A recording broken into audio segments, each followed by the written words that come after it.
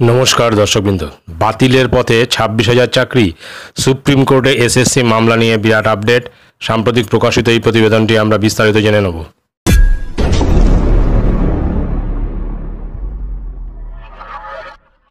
নিয়োগে দুর্নীতির অভিযোগে মে মাসে এসএসসি 2016 সালের গোটা প্যানেল বাতিল করেছিল। কলকাতা হাইকোর্ট আদালতের এক রায়ে চাকরি হারান প্রায় 26,000 জন। পরে সেই রায়কে চ্যালেঞ্জ জানিয়ে সুপ্রিম কোর্টে যায় রাজ্য। সর্বোচ্চ আদালত হাইকোর্টের নির্দেশের উপরে 16 জুলাই পর্যন্ত স্থগিতাদেশ দেয়। এখনও সুপ্রিম কোর্টে ঝুলছে সেই এসএসসি মামলা। এর মাঝে সামনে বিরাট আপডেট এলো। সুপ্রিম কোর্টের পথে স্কুল সার্ভিস কমিশন সূত্রের খবর, তথ্যগত গরমিলের ব্যাখ্যা নিয়ে এবার সুপ্রিম কোর্টে যাচ্ছেন স্কুল সার্ভিস কমিশন। এসএসসি পর্ষদের নিয়োগ এবং এসএসসির এই সুপারিশের হিসেব মিলছে না বলেই এই পদক্ষেপ বলে জানা যাচ্ছে। এই গরমিল তত্ত্ব কলকাতা হাইকোর্টেও আলোচনার বিষয় হয়ে দাঁড়িয়েছিল। এবার তার ব্যাখ্যাই সুপ্রিম কোর্টে দিতে এসএসসি, এমনটাই সূত্রের খবর। আগামী 16 জুলাই এসএসসি 2016 চাকরি বাতিল মামলা শুনানি রয়েছে সুপ্রিম কোর্টে।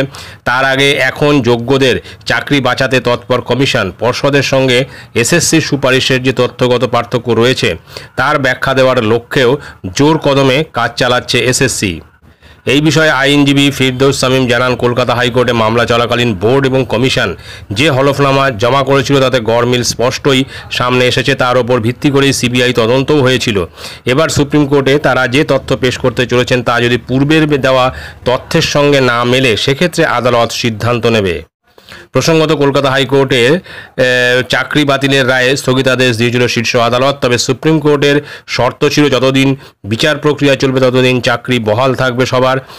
পরে বেআইনি নিয়োগের অভিযোগ যার বিরুদ্ধে প্রমাণিত হবে তার চাকরি যাবেই, পাশাপাশি এতদিন পাওয়া বেতনের টাকাও ফেরত দিতে হবে। সুতরাং বোঝা যাচ্ছে যে এই 2016 সালের যে এসএলএসটির নিয়োগে যে দুর্নীতি হয়েছিল তার কিন্তু শুনানি রয়েছে আগামী 16 তারিখ সুপ্রিম কোর্টে, এবং সেখানে কিন্তু এসএসসি ব্যাখ্যা দিতে চলেছে যে এই গরমিল অর্থাৎ তাদের যে সার্ভারে যে লিস্ট বা যাদের চাকরি বাতিল করা হয়েছে বা যাদের চাকরি অযোগ্য বলে বিবেচিত হয়েছে তাদের কিন্তু একটা লিস্ট দিয়ে তার ব্যাখ্যা দিতে চলেছে সুপ্রিম কোর্টে আগামী 16 জুলাই।